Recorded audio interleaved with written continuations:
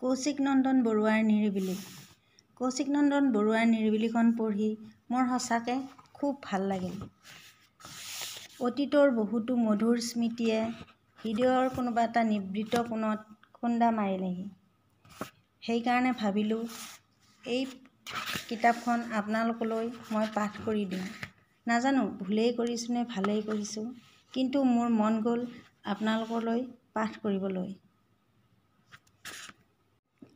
জীৱনৰ হাঁহি আৰু কান্দোন দুয়োটাই সমান গুৰুত্ব থকা একমাত্ৰ সম্পদেই হৈছে স্মৃতি। সেই স্মৃতিৰে এখনি সেউজীয়া পথাৰ ইউনিভাৰ্চিটি। অসমৰ মাজমজিয়াত ঊষা-নগৰী শোণিতপুৰতো জিলিকি আছে তেনে এখনি স্মৃতিৰ চৰণীয়া পথাৰ।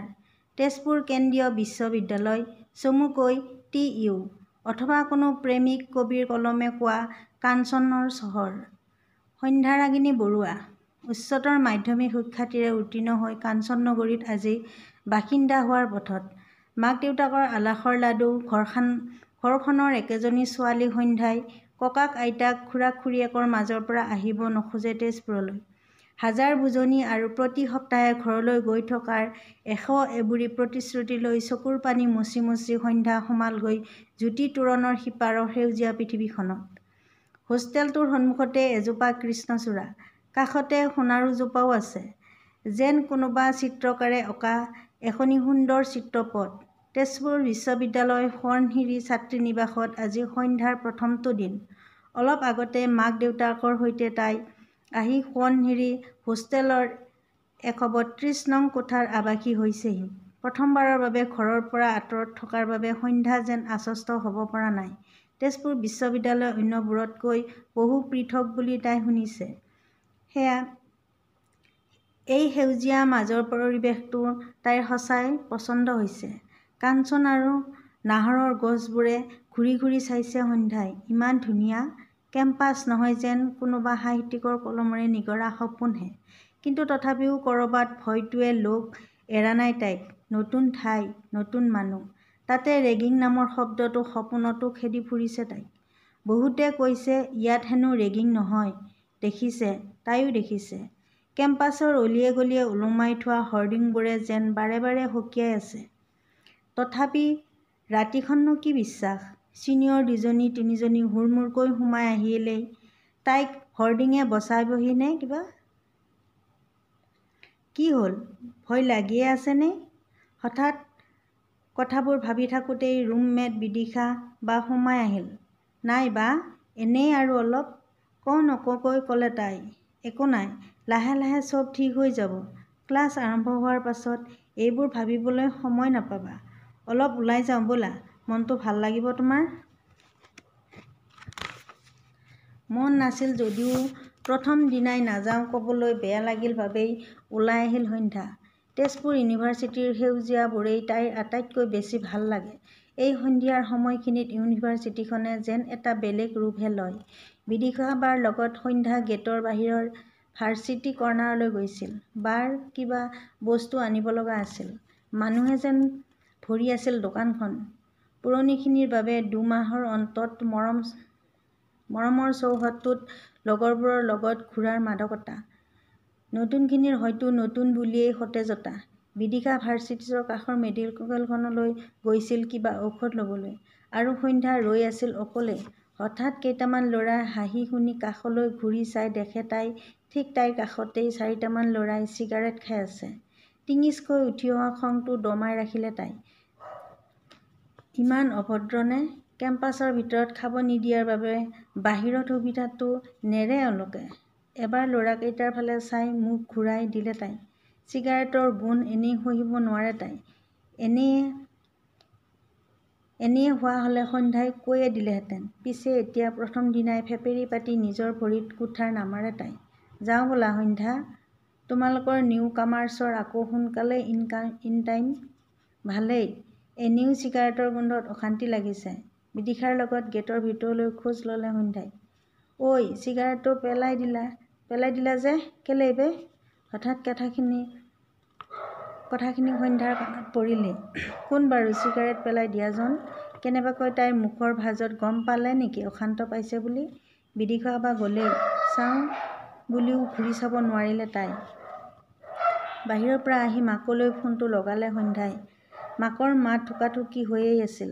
তাইৰো চকুলো ভৰি আছিল যদিও উমান নিদিলে। সঁচাই ঘৰত মকৰা এটা দেখিলেও মা ঐ বুলি কন্দা সন্ধ্যাই আজি চকু পানী লুকুৱাব পৰা হ'ল। ফোনটো থওঁতেই হঠাৎ ছোৱালী দুজনীমান সোমাই আহিল ৰুমলৈ। বিদিশা ঐ, তোৰ বোৱাৰী চাবলৈ আহিলোঁ। ক'তনো লুকাই থৈছ? কি ফটুৱা বুলি হাঁহি উঠিল বিদিশাই। বাকী কেইজনীয়েও। এইফালে সন্ধ্যাৰ বুকুত ধপ ধপ, কিন্তু নাই, তাই ভবাৰ দৰে একোৱেই নহ'ল। গোটেই কেইজনীয়ে তাইৰ নাম ঠিকনা এইবোৰহে সুধিলে। তাইও উত্তৰ দি গ'ল। এবাৰত ৰীণা নামৰ ফূৰ্তিবাজ বাজনীয়ে সুধিলে, বোলো কিবা বোৱা কটা জনানে বোৱাৰী? একো নুবুজি বেঙীৰ দৰে চাই থাকিল সন্ধ্যাই। হাঁহি হাঁহি বিদিশাই বুজাই দিলে যে নাচ গান কিবা জানানে সুধিছে। অলপ চলপ আৰু বুলি কওঁতেই তাইক গাব পাৰিবা নেকি সুধিলে। বিদিশাই মানা কৰিছিল যদিও সন্ধ্যাই নিজে গাম বুলি ক'লে। কম সময়ৰ ভিতৰতেই নিজৰ দৰে হৈ পৰা বাকেইজনীৰ অনুৰোধটো পেলাবলৈ তাইৰ মন নগ'ল। সঁচাকৈয়ে টি.ইউ. বেলেগ। আনৰ দৰে ৰেগিং ইয়াত একেবাৰেই নাই। গানটো গোৱা হোৱাৰ পাছত যেন ৰীণাবাই চিঞৰি উঠিল, অহাবাৰ তেনে ভাৰ্চিটি উইকত আৰু পেপচি কোলা ললিপপ। একেসুৰতে বাকী কেইজনীয়েও চিঞৰিলে, সোৱণশিৰি অন দ্য টপ। তেনেতে প্ৰিফেক্ট দীপাবা সোমাই আহিল দৌৰি। তহঁত কেইজনী বলিয়া নেকি? ফাৰ্ষ্ট ইয়েৰৰ নিচিনাকৈ উৎপাত কৰিছ যে? যাচোন যা ৰুমলৈ যা, ৱাৰ্ডেনমেন আহিবৰ হৈছে। ধমক খাই সুৰকৈ ওলাল গোটেই কেইজনী। দীপাই সন্ধ্যাক বেয়া নাপাবলৈ গৈছিল। নাই বা, অলপো বেয়া পোৱা নাই। বাহঁতে ধেমালিহে কৰি আছিল। হাঁহি মুখেৰে তাই ক'লে। মনটো মুকলি লাগিল সন্ধ্যাৰ। সময়বোৰ আপোন কৰি যেন পাৰিব তাই। বিশ্বাস আহিল। কিছু সময়ৰ পাছত ভাত খাই টোপনিত পৰিল। ৰাতিপুৱা মুঠ ৫টা ডিপাৰ্টমেণ্টেৰে গঠিত প্ৰকাণ্ড হিউমেনিষ্ট বিল্ডিংটোৰ সন্মুখত ৰৈ থৰ লাগি আছিল সন্ধ্যা। কোনফালে যাব, কেনি যাব একো যেন আও-ভাও পোৱা নাছিল তাই। এক্সকিউজ মি, তুমি ইণ্টিগ্ৰেটৰ নেকি? পিছলৈ ঘূৰি চাই চিনাকি হোৱাৰ চেহেৰাৰ ছোৱালী এজনী দেখিলে তাই। হয় প্ৰিয়া, কালি মেছত তোমাক দেখিছিলোঁ। এতিয়াহে মনত পৰিল সন্ধ্যাৰ। ছোৱালীজনী সোৱণশিৰি হোষ্টেলত। হওক তেওঁ। এই অচিনাকি চহৰত চিনাকি ছোৱালী এজনীয়ে অলপ সাহ দিলে তাইক। ডু ইউ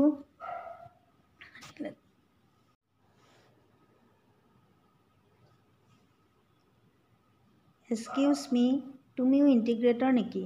পিছলৈ ঘূৰি চাই চিনাকি হোৱাৰ চেহেৰাৰ ছোৱালী এজনী দেখিলে সন্ধ্যাই। হয় প্ৰিয়া, কালি মেছত তোমাক দেখিছিলোঁ। এতিয়াহে মনত পৰিল সন্ধ্যাৰ। ছোৱালীজনী সোৱণশিৰি হোষ্টেলৰ। হওক তেওঁ। এই অচিনাকি চহৰত চিনাকি ছোৱালী এজনীয়ে অলপ সাহস দিলে তাইক। ডু ইউ EFL মানে ইংলিছ এণ্ড ফৰেন লেংগুৱেজ ডিপাৰ্টমেণ্টৰ ভিতৰলৈ সোমাই গ'ল। গোটেই বিল্ডিংটোত হিন্দী, ইংৰাজী, সমাজশাস্ত্ৰ, সংস্কৃত অধ্যয়ন, শিক্ষা ৫টা বিভাগ আচৰিত কায়দাৰে গোটেইকেইটা ডিপাৰ্টমেণ্টত থিয় দি আছে। সন্ধ্যাৰ গোটেইখন কিবা তলাতল ঘৰ যেনহে লাগিছিল। এপাক ঘূৰি শেষত ইংৰাজী ডিপাৰ্টমেণ্টত ওলালগৈ সন্ধ্যাহঁত। তাৰ অফিচৰ পৰাই কোৰ্ছ ৰেজিষ্ট্ৰেশ্যন ফৰ্ম লৈ পূৰ কৰিবলৈ লাগিছিল দুয়ো। প্ৰিয়াৰ হৈ যোৱাত তাই ছাবমিট কৰিবলৈ আগুৱাই গ'ল। সন্ধ্যাৰ লিখা হোৱাত ৰুমটোৰ পৰা ওলাই আহি অফিচ ৰুমৰ সন্মুখৰ লাইনত ৰৈছিল। হঠাৎ তাই ফৰ্মখনত মন কৰিলে ৰোল নম্বৰটো ভুলকৈ দেখিলে। বেগটো খুচৰি হোৱাটনাৰটো বিচাৰোঁতে মনত পৰিল ৰুমতে এৰি থৈ আহিল। কি হৈছে মানে তাইৰ? ইমান অসাৱধান হ'ব লাগেনে? চেঃ, এই প্ৰিয়াজনীও যে ক'ত গ'ল? এক্সকিউজ মি, হোৱাটনাৰ হ'ব নেকি? লাজমান কাটি লাইনৰ আগত থকা ওখকৈ ল'ৰাজনক সুধিলে তাই। কোনো প্ৰতিক্ৰিয়া নকৰাকৈ একেবাৰতে হোৱাটনাৰটো উলিয়াই দি আগবাঢ়ি গুচি গ'ল ল'ৰাজন। তালৈ এবাৰ চাই ফৰ্মখনত ৰোল নংটো শুদ্ধ কৰি ছাবমিট কৰিলে সন্ধ্যাই। কিন্তু ল'ৰাজন ক'ত? তাক এইটো দিয়াই নহ'ল নহয়। সন্ধ্যা, হ'লনে কাম? ব'লা। ক'ৰবাৰ পৰা ওলালহি প্ৰিয়া। অগত্যাই দুয়োজনী হোষ্টেলৰ ফালে আগবাঢ়িল। হোষ্টেল পায়হি মানে প্ৰিয়াৰ লগত বহুখিনি সহজ হৈ উঠিছিল সন্ধ্যা। সিহঁতৰ হোষ্টেলৰ গলিটোৰ সোমোৱাৰ আগত এনচিএছ চিয়েল নামৰ এখন দোকান আছে। ঠিক দোকান বুলিও ক'বও নোৱাৰি। কাৰোবাৰ বাবে আড্ডাৰ থলী, কাৰোবাৰ বাবে জিৰণি আদি বহু সংজ্ঞা এনচিএছএলৰ। সন্ধ্যাৰ কিবা কিনিবলৈ থকাৰ বাবে দুয়োজনী সোমাল তাত। এনচিএছএলৰ বাহিৰত মুকলি ঠাইখিনিত ওখ ওখ গছ কেইজোপাৰ তলত সৰু সৰু টেবুল আৰু চকী পাৰি থোৱা থাকে। দিনটোৰ বেছিভাগ সময়ে তাত ষ্টুডেণ্টেই ভৰি থাকে। তেজপুৰ ইউনিভাৰ্চিটিৰ যেন প্ৰাণকেন্দ্ৰ এই এছেঞ্চিয়েল।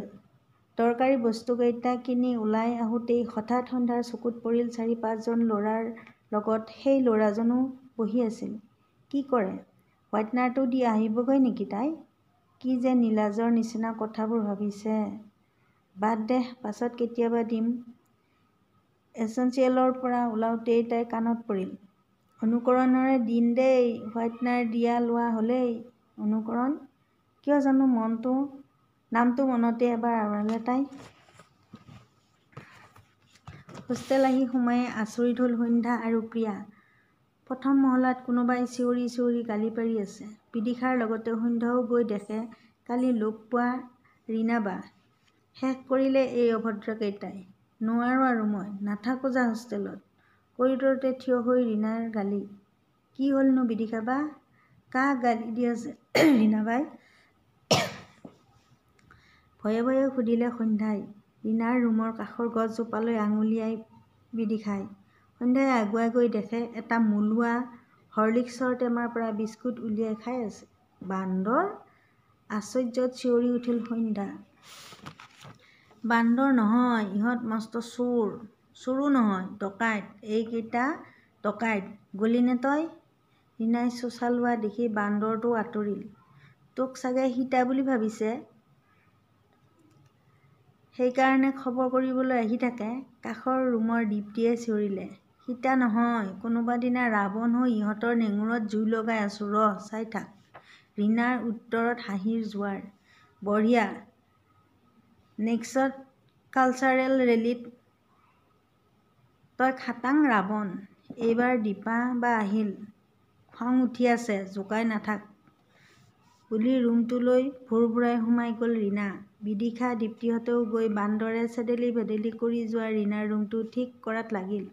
কোনোবা এজনীয়ে ঝাৰু এডাল আনি সাৰিব ধৰিলে। গোটেই দৃশ্যবোৰ ৰুমৰ বাহিৰৰ বেৰখনত আউজি চাই আছে সন্ধ্যাই। ৰীণাই এবাৰো নোকোৱাকৈয়ে গোটেইকেইজনীয়ে কামত লাগিল। এই যে সহায়বোৰ, এই যে মৰমবোৰ, এই যে আপোন আপোন ভাৱবোৰ হয়তো হোষ্টেলতেই সম্ভৱ। সঁচাকৈ, জীৱনৰ আদিপাঠ এই হোষ্টেল। নজনাকৈ এটি মৰমলগা পৰিয়ালত সোমাই পৰিছিল সন্ধ্যা। নৌবোৱাৰী বাহিৰতে ৰ'লা যে, আহা সোমাই আহা। ৰীণাৰ মাতত সন্ধ্যাই বুজিলে। আগৰ ফ্ৰমত আহি গ'ল ৰীণা বা। পাছত আহিব বুলি কৈ বিদিশাই লৈ আনিলে সন্ধ্যাক। ভাত খাই বিছনাত উঠিল দুয়োজনী। সন্ধিয়া ফোনৰ শব্দত সাৰ পালে সন্ধ্যাই। এফালৰ পৰা কৈ গ'ল মাকক দিনটোৰ কাহিনীবোৰ। মাকেও মন কৰিলে কালিতকৈ আজি মনটো ফৰকাল। সঁচাই, এজনী ছোৱালীৰ বাবে মাকতকৈ প্ৰিয় বান্ধৱী আৰু কোন হ'ব পাৰে। প্ৰিয়াৰ লগত ওলাই গৈছিল সন্ধ্যা। এই যে ইউনিভাৰ্চিটিৰ সন্ধিয়া, উফ কি যে এক অন্য মাদকতা। চাৰিওফালে কোলাহল। কোনোবাই যদি লগৰ বন্ধুৰ লগত আড্ডা মাৰিয়েই ঘূৰিছে, কোনোবাই আকৌ নিজৰ প্ৰিয়জনৰ লগতে সন্ধিয়াৰ কবিতা ৰচিছে, কোনোবাই যদি এছেঞ্চিয়েলত বহি হাঁহিৰে মেহফিল সজাইছে, কোনোবাই হয়তো কাণত হেডফোন লগাই অস্ৰকেই কাহিনী শুনাইছে। চাৰিওফালে নানা চৰিত্ৰ। খোজ কাঢ়ি আহি সন্ধ্যা কাঞ্চনজংঘা হোষ্টেলৰ ওচৰত থকা পুল এটাত বহি পৰিল। শাৰী শাৰীকৈ থকা বয়জ হোষ্টেলবোৰৰ সন্মুখত প্ৰকাণ্ড ফিল্ডখন। কোনোবাই ক্ৰিকেট, কোনোবাই ফুটবল, কোনোবাই হয়তো এনেয়ে এপাক দৌৰে। পুলটোৰ পৰা গোটেই ফিল্ডখনেই দেখি। সন্মুখতে এজোপা নাহৰ। সন্ধ্যা বহাৰ পাছত এচাটি পাতলীয়া বতাহ। আহ, কি যাদু আছে এই চৌহদটোত। সন্ধ্যা, যাওঁ ব'ল। দেৰি হ'ব। প্ৰিয়াৰ মাতত উঠি আহিল পুলটো আৰু সেই নাহৰজোপালৈ এবাৰ উলটি চালে। আকৌ আহিব তাই। ৰাতি ভাত খাই উঠাৰ পাছতো সন্ধ্যাহঁতে পাইছিল সেই ভাৰতবৰ্ষ কঁপাই যোৱা খবৰটো। প্ৰাক্তন ৰাষ্ট্ৰপতি ড. আব্দুল কালাম আৰু নাই। কাৰোৰেই যেন বিশ্বাস হোৱা নাছিল। মিছন ইণ্ডিয়া অগ্নিৰ ডেউকাৰে কথাবোৰ চিলাৰ দৰে চকুৰ আগেৰে ৰৈ গৈছিল সন্ধ্যাৰ। হয়তো তাইৰ দৰে বহুতৰ। সঁচাকৈ ভাৰতে এটি নক্ষত্ৰ হেৰুৱালে। সকলোৱে এনেকুৱা লাগিছিল যেন নিজৰ ঘৰৰে কোনোবা হেৰাই গৈছে। এৰা মহান মনীষীসকলৰ এনেকুৱাই। মৃত্যুৰ পাছতো নিজক ৰাখি থৈ যায় নিজৰ কৰ্ম জ্ঞানেৰে। তোমাৰ স্নেহ, আদৰ, যত্ন আৰু আস্থাই মোক শক্তি দিলে নিৰ্ভয়ে পৃথিৱীৰ সতে মুখামুখি হ'বলৈ। ঈশ্বৰৰ শক্তিৰে হে মোৰ মাতৃ মহান। কেয়ামতৰ দিনাখন আমি আকৌ লগালগি হ'ম। সন্ধ্যাৰ মনত পৰিছিল ডক্টৰ কালামে লিখা মোৰ মা নামৰ তাইৰ আটাইতকৈ প্ৰিয় কবিতাটিৰ শেষৰ পংক্তিশাৰী। এৰা গুচি গ'ল তেখেত। গোটেই বিশ্বক কন্দুৱাই ভাৰতক অকলে এৰি। কাইলৈ হয়তো ক্লাছ নহ'বও পাৰে, কিন্তু যাবতো লাগিবই। সোনকালে বিচনাত পৰিল সন্ধ্যা। ৰাতিপুৱা সোনকালে উঠাৰ অভ্যাস সন্ধ্যাৰ ঘৰতো নাছিল। হোষ্টেলততো সম্ভৱেই নহয়। ঐ সন্ধ্যা, ক্লাছ কৰাগৈনে? উঠা উঠা। বিদিশাৰ মাততহে সাৰ পালে সন্ধ্যাই। 8 বাজি গ'ল। 9টাৰ পৰা ক্লাছ শেষ আজি। লৰালৰিকৈ উঠি গাটো ধুই ক্লাছলৈ ওলাল তাই। ঠিক 8:50 মানত ক্লাছত সোমাল প্ৰিয়াৰ লগত। এজাকমান অচিনাকি ল'ৰা-ছোৱালীৰ মাজত প্ৰিয়া নথকা হ'লে তাই বৰ অকলশৰীয়া হ'লহেঁতেন। ইলেক্টিভ ছচিয়লজিৰ ক্লাছ আছিল। ফাৰ্ষ্ট ক্লাছ হিচাপে বৰ সুন্দৰকৈ গৈছিল সময়খিনি। সকলোৱে চিনাকি দি গৈছিল নিজৰ নাম আৰু ঠিকনাৰে। My name is Sandhya Ragini Baruah. I am from Biswanath Chariali, তাইও দিলে। দিনটোৰ ভিতৰতেই নিমিষা, জুৰি, সীমা আদিকে ভালেকেইজনী ছোৱালীৰ লগত সন্ধ্যাৰ চিনাকি হ'ল। তাইৰ এই গুণটোৰ কথা সকলোৱেই কয়। খুব সোনকালে মানুহৰ লগত মিলি যাব পাৰে তাই। ইয়াকে লৈ অলপ অহংকাৰো নথকা নহয় তাইৰ। সন্ধ্যাৰ ভাল লাগিছিল লগৰ গোটেইকেইজনী ছোৱালীয়ে তাইৰ দৰে কথা পাতিবলৈ পালে একো নালাগে। মাইছেল্ফ অনুকৰণ হাজৰিকা ফ্ৰম ডিব্ৰুগড়। হঠাৎ চক খাই উঠিল সন্ধ্যা। ঘূৰি চালে, হয়, তাই ভবাটোৱেই, সেই ল'ৰাটোৱেই হয়। তাই যে হোৱাইট নাৰানিছিল, ওখকৈ চুটি চুলিৰ ল'ৰাটো। ক'ত পঢ়ে কিবা কিবি কৈছিল সি। খুব শান্ত এটা মাত, যেন লাজ লাজ ভাব। সন্ধ্যাৰ চকু বাৰে বাৰে ল'ৰা বহা শাৰীটোৰ লাষ্ট বেঞ্চখনলৈ গৈ থকাটো প্ৰিয়াই ঠিক ধৰা পেলাইছিল। ঐ কি হৈছে?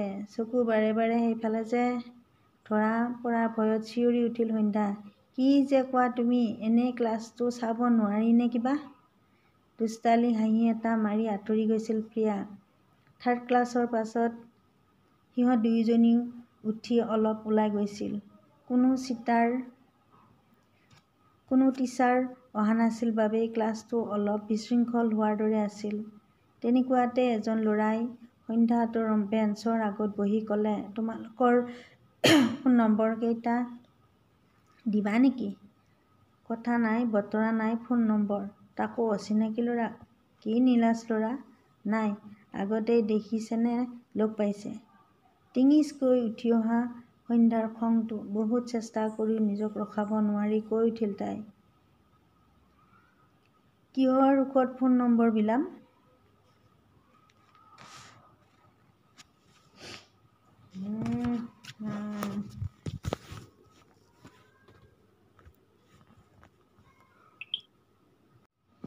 তুমি কিবা সুখ পাবলৈকে ফোন নম্বৰ বিলোৱা নেকি? চকুত দুষ্টালি হাঁহিৰে ল'ৰাটোৰ উত্তৰ। লগৰকেইজনীৰ গৰ্জনি মৰা হাঁহিয়ে কঁপি উঠিছিল ক্লাছটো। কাণ-মুখ গৰম হৈ উঠিছিল সন্ধ্যাৰ। ইমান অসভ্য ল'ৰা। আগৰ কলেজত হ'ব লাগিছিল। ভালকৈয়ে এজাউৰি দিলে হয় তাই। তাইৰ অৱস্থা হয়তো ল'ৰাটোৱে ধৰিব পাৰিছিল। সেইবাবেই আকৌ সিয়েই মাত লগালে, চৰী, একচুৱেলি মই ক্লাছৰ চবৰে নম্বৰ লৈ এটা হোৱাটছআপ গ্ৰুপ খুলিম বুলি ভাবিছোঁ। অলপ আগতে ছাৰে কৈছিল নহয়, এটা গ্ৰুপ খুলি ল'লে ভাল হ'ব বুলি। তাকে ভালকৈ ক'ব নোৱাৰা নেকি? এনেয়ে উল্টা-পুল্টা কৈ আছা যে। মুখখন এপাচিমান কৰি উত্তৰ দিলে সন্ধ্যাই। আচলতে ভীষণ লাজ লাগিছিল তাইৰ।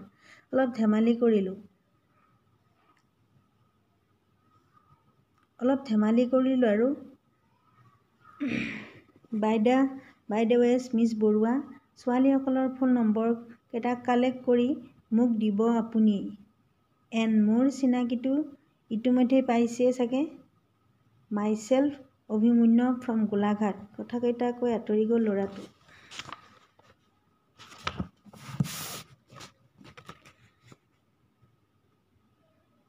কোনে বা ইণ্ট্ৰডাকশ্যন সুধিছে তেওঁৰ বুলি উফুৰ ঘূৰাই উঠিল সন্ধ্যা। হেই সন্ধ্যা, কি ধেমালি কৰিছে? তাক চিনি পাওঁ মই, ল'ৰাটো এনেকুৱাই। মনিষা নামৰ গোলাঘাটৰে ছোৱালীজনীয়ে তাইৰ কান্ধত হাত দি কৈ উঠিল। ধেমালি সন্ধ্যাইও নুবুজা নহয়, কিন্তু প্ৰথম লগ পায়েই কোনে এনেকুৱা কৰে বাৰু? সৰুৰে পৰাই ঘৰত সকলোৰে মৰমৰ মাজত ডাঙৰ হোৱা সন্ধ্যাৰ অভিমান অলপ বেছিয়েই, মুখখন ফুলিয়েই আছিল তাইৰ। ঐ হ'ব দে, এতিয়া খং উঠাই নাথাকিবি, এইবোৰ চলেই আৰু। প্ৰিয়াই কাষলৈ আহি বুজালে তাইক। কি চলে হাঁ?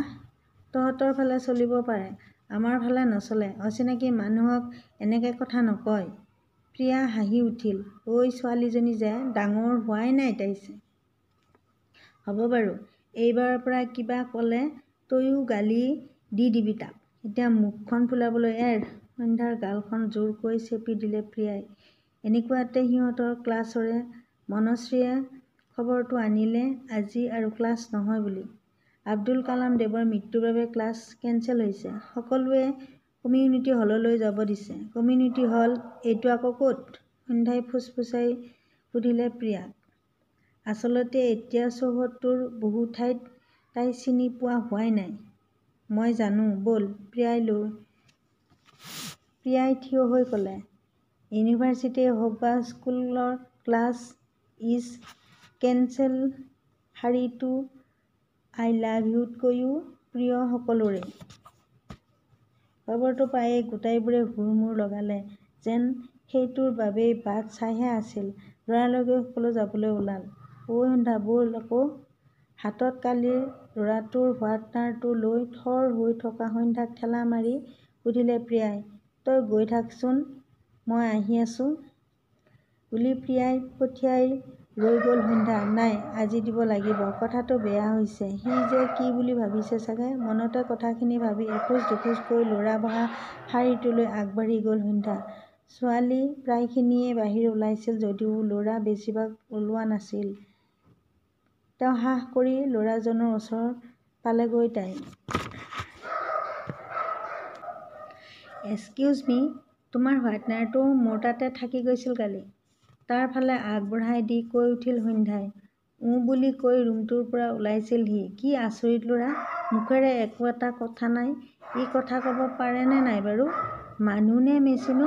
কথাখিনি ভাবি থাকোঁতেই মোবাইলটো বাজি উঠিল সন্ধ্যাৰ। প্ৰিয়াৰ ফোন। ঐ আহিছনে? মই ডিপাৰ্টমেণ্টৰ বাহিৰতে আছোঁ। গৈছোঁ বুলি লৰালৰিকৈ বাহিৰ ওলাল তাই। প্ৰিয়াক লগত লৈ কমিউনিটি হলৰ ফালে খোজ ল'লে। প্ৰকাণ্ড ফিল্ডখনৰ এটা মূৰত এই হলটো। প্ৰেক্ষাগৃহটোৰ দৰেই, কিন্তু সম্পূৰ্ণ খোলা। কোনো বেৰ নাই। অপেন পেণ্ডেলবোৰৰ দৰেই। হলটো সন্ধ্যাই দেখিছে, মাত্ৰ সেইটোৱেই বুলি জনা নাছিল। ইতিমধ্যে বহুখিনি মানুহ আহি জমা হৈছিল তাত।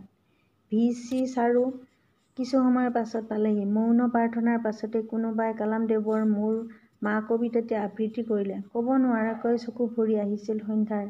ভাল মানুহবোৰ কিয় এইদৰে নোহোৱা হৈ যায় বাৰু? অনুষ্ঠানৰ শেষ হোৱাত প্ৰিয়াই ক'লে,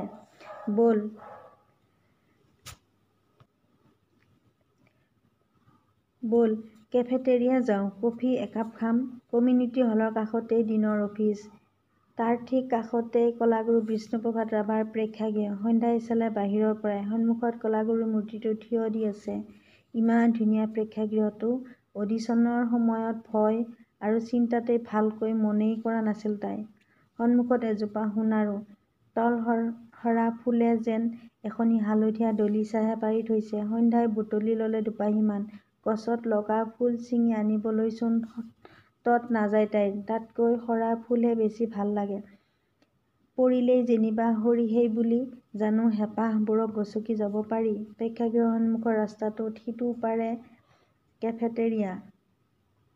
ফাষ্টফুডৰ পৰা আদি কৰি ভাতলৈকে সকলো পায় তাত। সন্ধ্যাহঁতে কফি আৰু কেক ল'লে। মাজে মাজে বতাহ, এই যে দুপৰীয়া সময়তো মিহিকৈ এচাটি বতাহ বলি থাকে। সন্ধ্যা যেন প্ৰেমতেই পৰিব এই বতাহজাকৰ সৌ নাহৰবোৰৰ।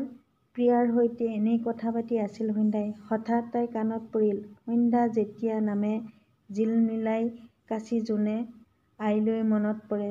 কোনোবাই ফুচফুচাই গাই আছে। কোনে গাইছে ইমান বেসুৰাকৈ? মন নকৰিলে তাই। কিছু সময়ৰ পাছত আকৌ কাণত পৰিল। সন্ধ্যা যেতিয়া নামে।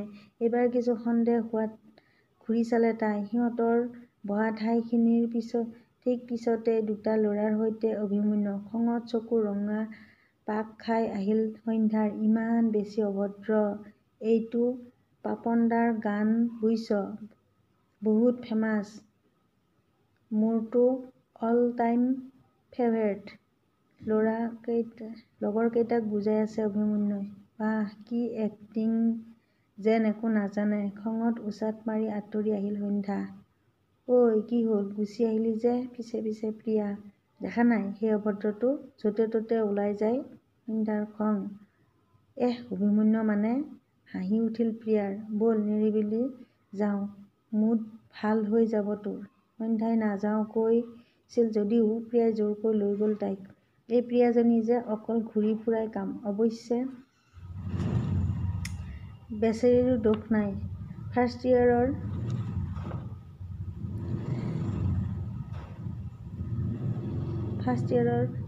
7:30 ইন টাইম, গতিকে দিনতে ঘূৰে।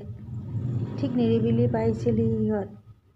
VCৰ ঘৰৰ সন্মুখৰ এটা পুখুৰীৰ পাৰত কেইবাখনো বেঞ্চ, লগতে শাৰী শাৰীকৈ কেইবাজোপাও ওখ ওখ গছ কেইজোপাই চাৰে ঢাকি সুন্দৰকৈ সজাইছে ঠাইখিনি। তেজপুৰ ইউনিভাৰ্চিটিৰ বৃন্দাবন বুলি প্ৰখ্যাত এই ঠাইখিনি কোনো উপন্যাসৰ স্বপ্নপুৰী যেন লাগে সন্ধ্যাৰ। আৰু এই যে নামটো নিৰিবিলি ছাইনবোৰ্ডতো লিখি থোৱা আছে। কোনে যে দিয়া VC ছাৰৰ ঘৰৰ সন্মুখৰ বাবে কোনো হাই-হুৰুমিও নাই ইয়াত। কেৱল বতাহ আৰু প্ৰশান্তি। সঁচাই নিৰিবিলি এইখন। বতাহৰ মাজে মাজে যে দুই এটি সৰাপাত পৰে, পুখুৰীৰ পানীত কুলু কুলু শব্দ যে উফৰি আহে, আহ সঁচাই সপোনপুৰী যেন কোনো নৈ পাৰৰ এক আছুতীয়া ঠাই। পক্ষীৰ সলনি য'ত মানুহেও জিৰায়। কিছু সময় তাতেই বহিল সন্ধ্যাহঁত। প্ৰিয়াৰ ফোনটো